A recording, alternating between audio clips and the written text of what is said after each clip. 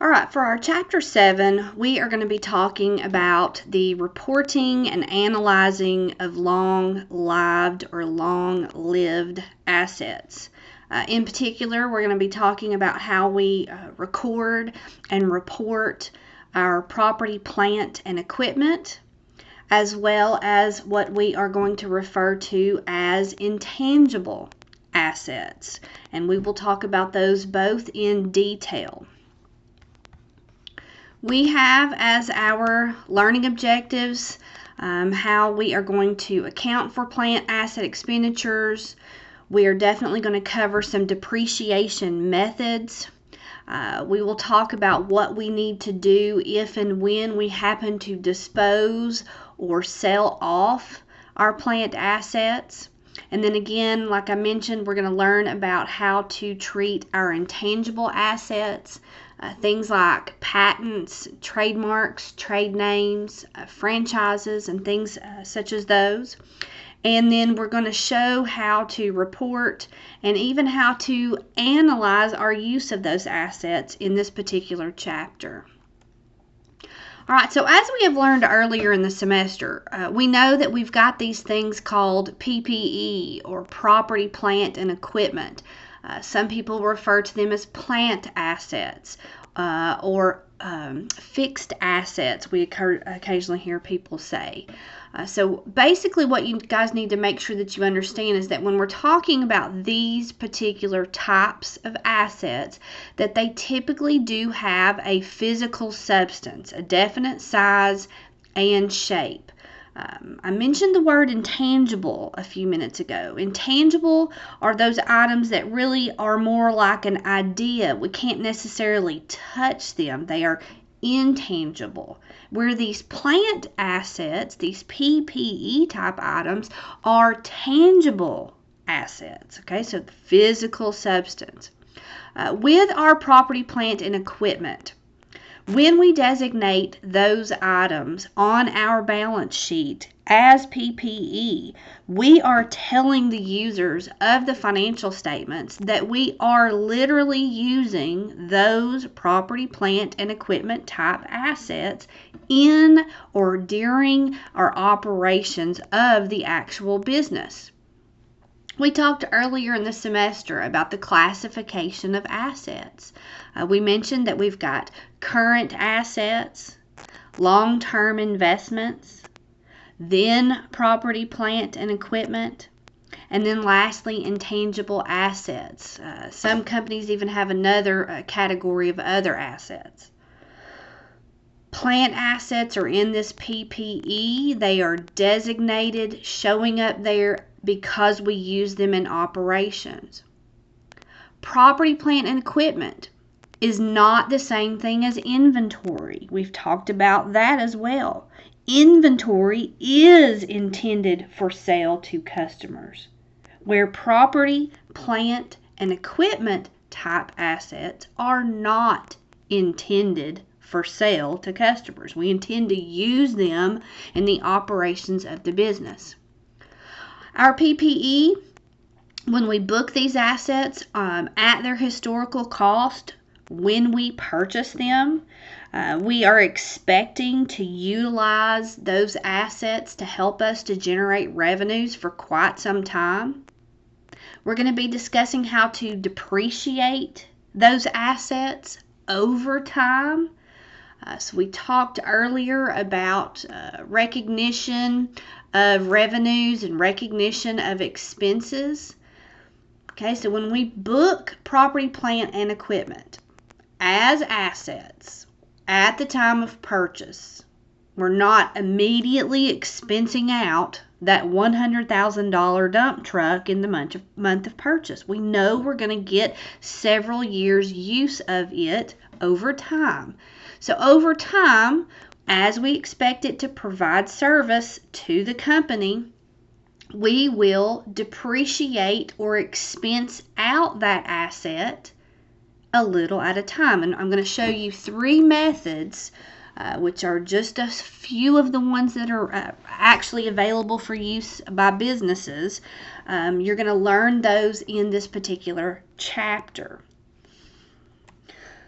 Plant assets, depending on the type of company and the type of work that they do, they may have more plant assets as a percentage of their total assets, or they may have little property, plant, and equipment as a percentage of their total assets. So here, the publisher is giving us an example of what we could see. If we went and pulled some of these companies' 401, not 401ks, but their 10Ks or their 10Qs, their annual reports or their quarterly reports, and went and looked at their balance sheets for those periods, we could see that Wendy's, the hamburger place, they have a lot of property, plant, and equipment as a percentage of their total assets. Think about it. You've got the physical restaurant locations. You've got the parking lots. You've got the buildings. You've got the hamburger frying areas, the French fry things, the things to make milkshakes and fix drinks with, all the furniture, the cash registers, all those kinds of things are property, plant, and equipment, and that stuff costs a lot of money. So as a percentage of their total assets, Wendy's has a lot of PPE. JetBlue Airways, what are they going to have? They're going to have equipment for moving luggage in addition to airplanes that they have. Walmart stores, we've discussed this in class. We understand that the buildings and the land and the shelves are part of the property, plant, and equipment in addition to the cash register aisles, the buggies, that's property, plant, and equipment, where the items on the shelf are inventory. Look at Microsoft on this chart. Only 3% as of a particular period had property, plant, and equipment as 3% of their total assets. Therefore, they probably have a lot of intangible assets, which we will get to those later. With our cost of the plant assets, as we have mentioned, we are going to be increasing asset accounts when we purchase those assets, and most likely decreasing cash or possibly increasing accounts payable or maybe increasing notes payable when we purchase those assets. So when you guys hear me say the term historical cost, or you see me notate maybe in an Excel spreadsheet or possibly a Word document that I might pull up and start talking and typing at the same time, HC, I'm referring to historical cost. What did the company pay for the asset at the time of purchase? For your Module 4 stuff and test number 4, you've got to make sure that you understand the terms, because you've got to get the terms correct in order to apply the formulas that I'm going to show you. Okay, so historical cost, HC. We are going to apply this historical cost principle, and we are going to record the purchase at the time of purchase for the asset at whatever we paid for it. But this amount, whatever we paid for it, sometimes we've got to actually add up several different numbers in order to get the total for this historical cost dollar amount. All right, so that dollar amount that we're going to increase, say, equipment for the dump truck, may include adding up several numbers. And those numbers are in regards to what we have here on this slide as cost that consist of all expenditures necessary to acquire the asset and make it ready for its intended use. I will give you several examples here in just a few minutes. When we record these assets, oftentimes what we are doing is recording the purchase of a capital expenditure. This is when we say, an increase to equipment or increase to buildings.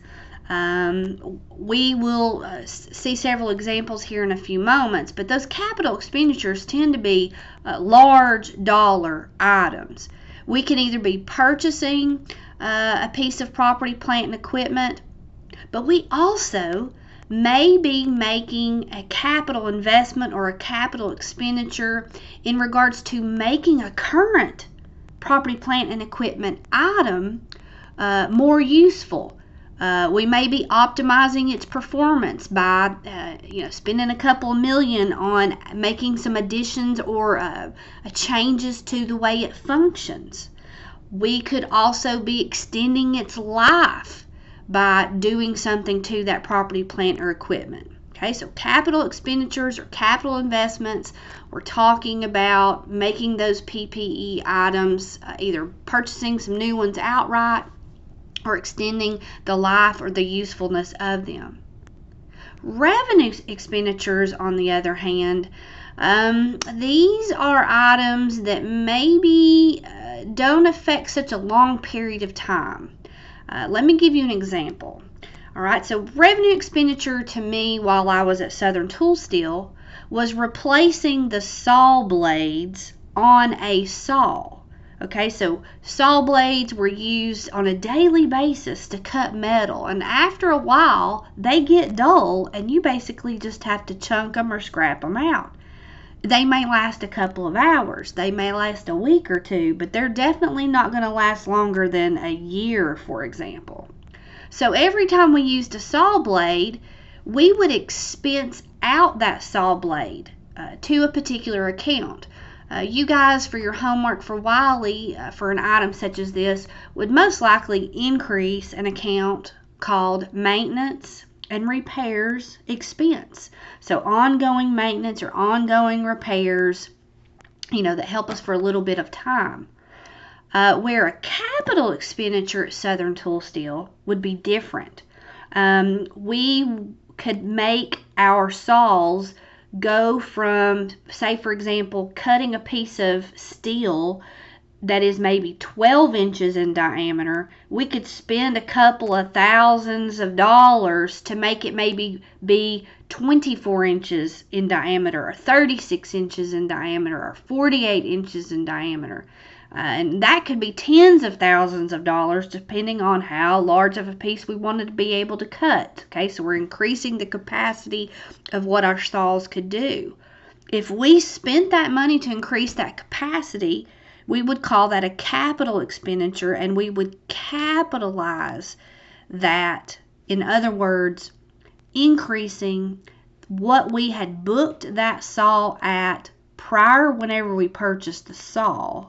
We would add another, say, $30,000 to that equipment account and then have to recalculate our depreciation going forward, which I will get to that momentarily.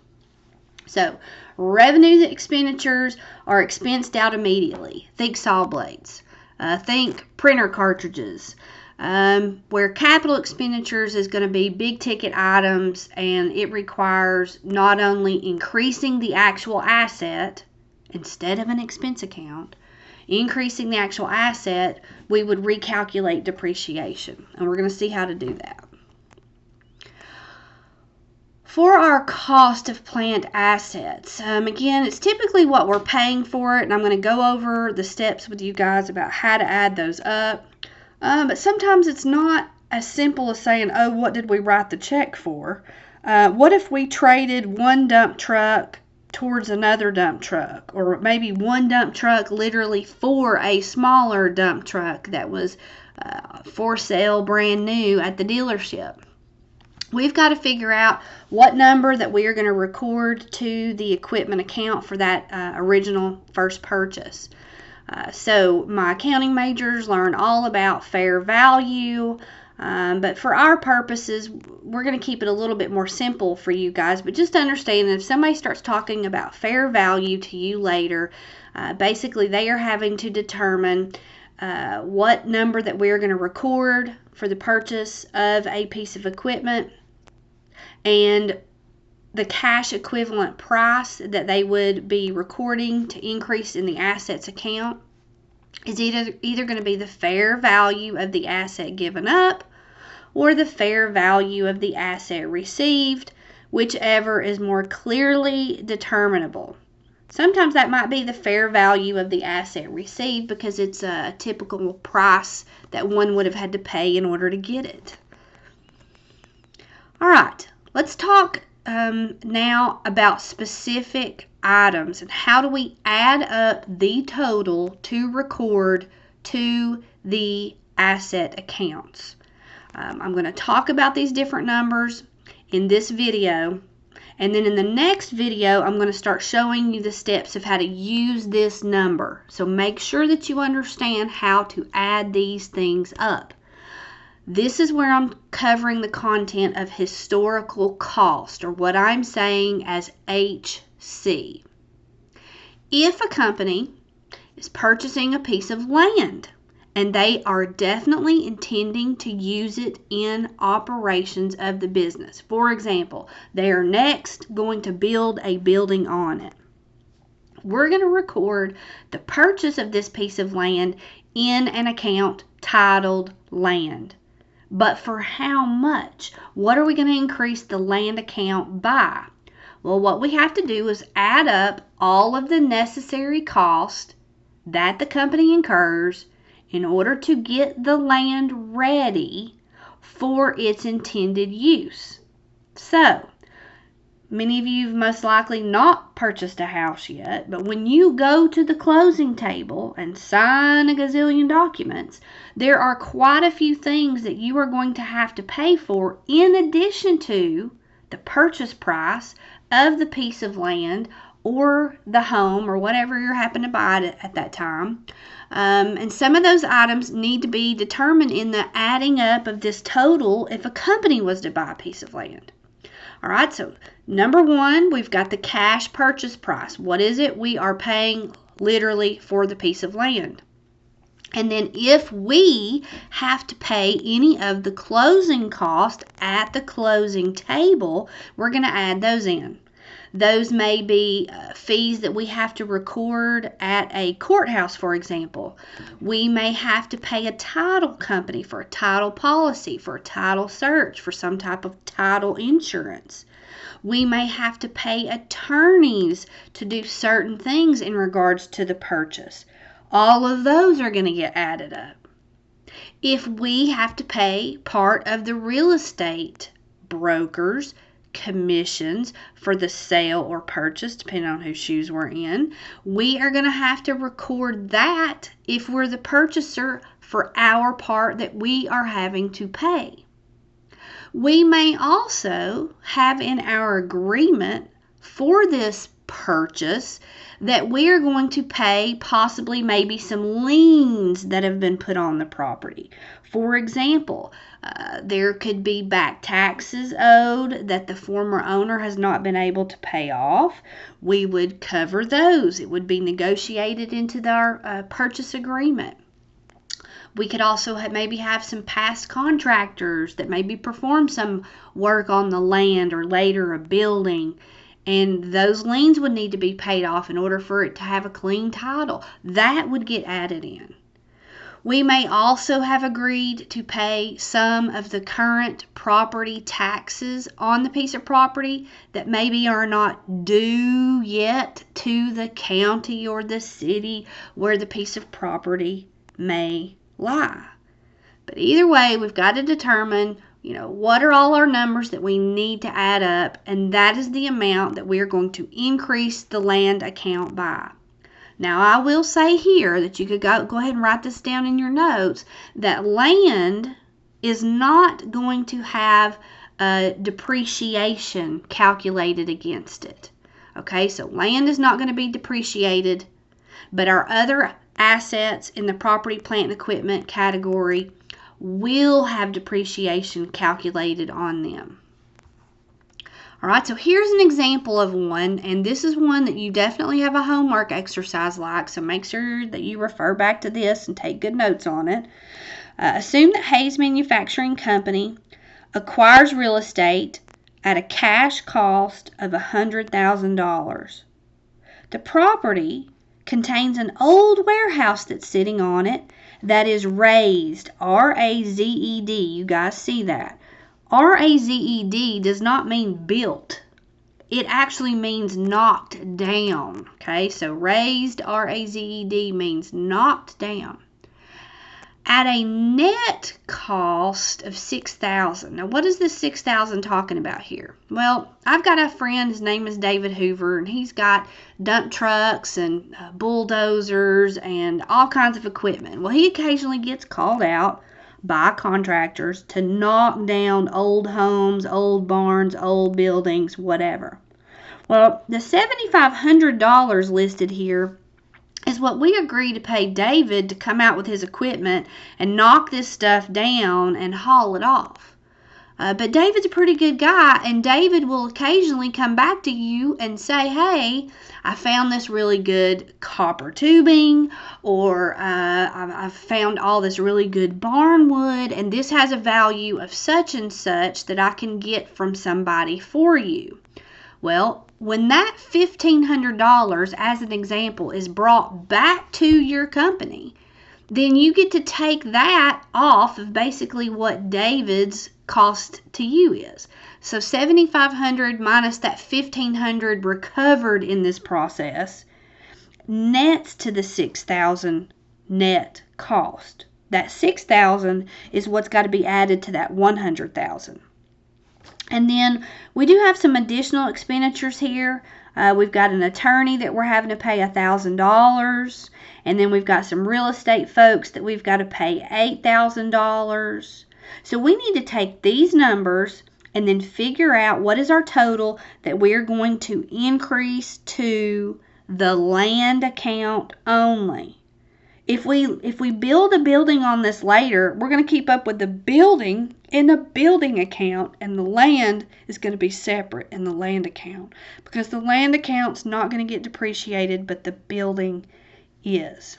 So we need to take these numbers and add them up. So here we can see that we've got the cash price of the property, $100,000, the net removal cost of the warehouse, $6,000. This little excerpt right here is all about getting the land ready for its intended use. Okay, so we're getting it ready by knocking down this old warehouse, and then the land is ready for what we're going to use it for.